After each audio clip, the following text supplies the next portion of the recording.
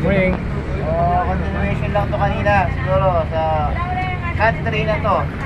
Sa video na ginawa ko mula kanina umaga. So ito yung technique na pamalupitan.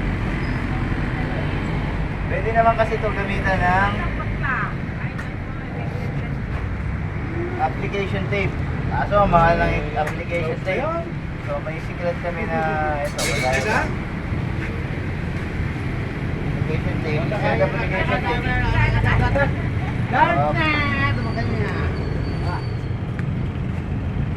Pwede rin siyang alternate yung sticker.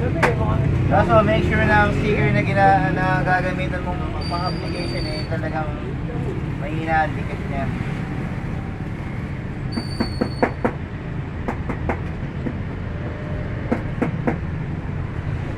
Technique pa rin yan.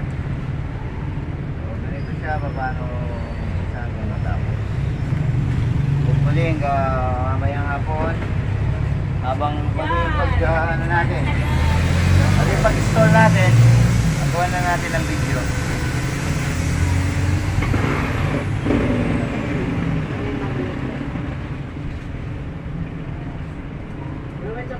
So make sure na nagawa kayo, lagyan nyo siya ng konting shampoo lang para hindi lumikit. Video ko sa siya pa mga toyan yan. Mga toyan yan. Puso yun. Ilang mga video kasi mga toyan yan.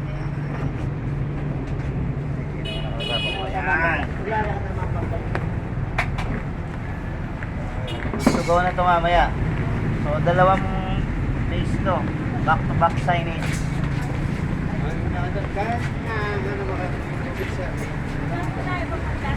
Okay, let's see. So yan siya.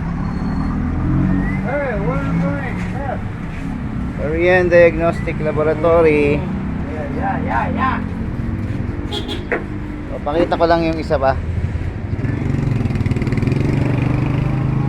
So ito yung pangalawang phase. Ayan siya pag matapos.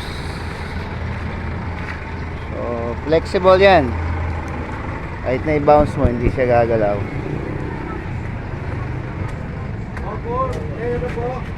So ayan. So pag may gusto kayong matutunan, mag-comment lang kayo or any questions you wanna ask regarding sa sign making. Ayun, at the same time, kung gusto nyo rin magpagawa ng signboard, pwede na naman. So, bibigyan ko na lang kayo ng discount. So, palagay ko dito na muna yung video natin. Like and subscribe. Support my YouTube channel. Maraming salamat. Bye for now. Okay.